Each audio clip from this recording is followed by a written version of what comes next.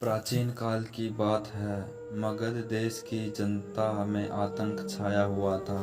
अंधेरे होते ही लोग घरों से बाहर निकलने की हिम्मत नहीं जुटा पाते थे।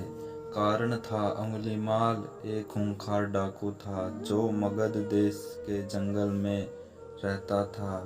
जो भी राहगीर उस जंगल से गुजरता था वह उसे रास्ते में लूट लेता था और मार कर उसकी एक उंगली काटकर माला के रूप में अपने गले में पहन लेता था। इसी कारण लोग उसे अंगुलीमाल कहते थे। एक दिन उस गांव में महात्मा बुद्ध आए। लोगों ने उनका खूब स्वागत सत्कार किया। महात्मा बुद्ध ने देखा वहाँ के लोगों में कुछ डर सा समाया हुआ है। महात्मा बुद्ध ने लोगों से इसका कारण जानना चाहा।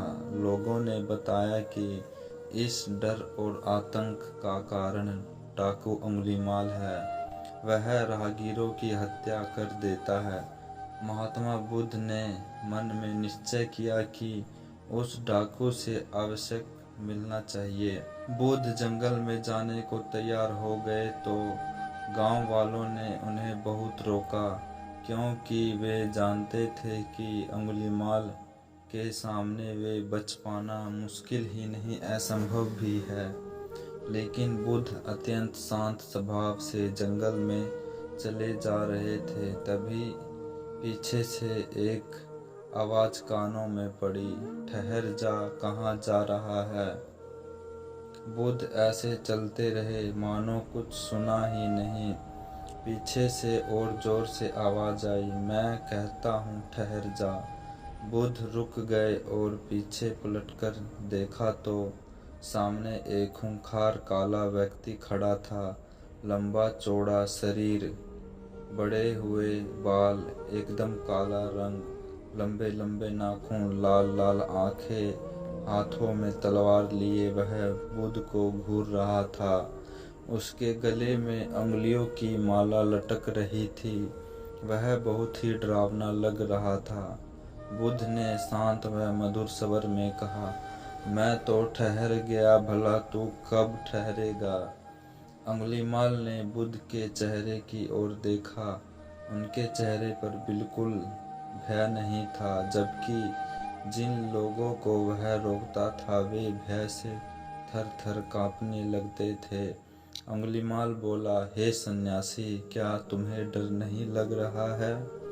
देखो मैंने कितने लोगों को मार कर उनकी अंगुलियों की माला पहन रखी है। बुद्ध बोले, तुझसे क्या डरना?